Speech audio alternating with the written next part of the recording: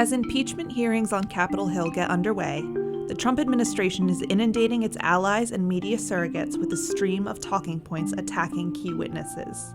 The Daily Beast reported that on the morning of the Vindman testimony that the White House released talking points to its allies and surrogates in order to discredit him as a witness.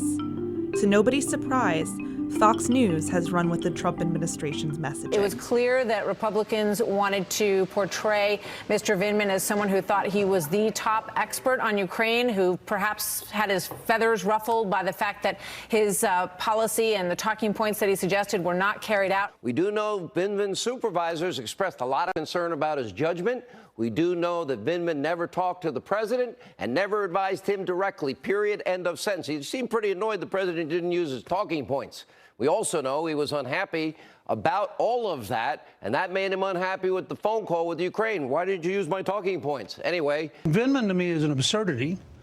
The idea that somebody who is a lieutenant colonel thinks that he knows so much that he can overrule the commander-in-chief. Quite full of himself a lot. I mean, that's the comment. people like Franklin Delano Roosevelt, he would currently be serving in Antarctica. You see Vindman, this bureaucrat who poured himself into an army outfit to go and, frankly, speak contemptuous things against the commander-in-chief. Incidentally, a violation of the Uniform Code of Military Justice. If you did that as a private in the Army, you'd get court-martialed. I guess if you're, a never-Trump bureaucrat, deep state crybaby, you get away with it. But So pathetic. They can just write their questions for them. This is so tedious.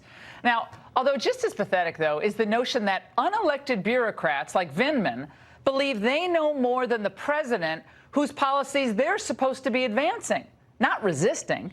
Never met the president and had to amend his job description as the person in charge of the Ukraine policy to, okay, I will put together the talking points, and I really believe the Secretary of State has superior rank on him. It's interesting how obsessed he is with his own rank, but he doesn't seem to understand who the commander-in-chief is and who makes foreign policy in America.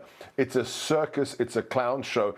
The problem with Vindman is having served in two White Houses, and there are people in there who think they're important and they're not. There's one person. They all think they're important. Not all. You can just see that. Well, in this particular case, this is a man who's never met the president, never talked to the president.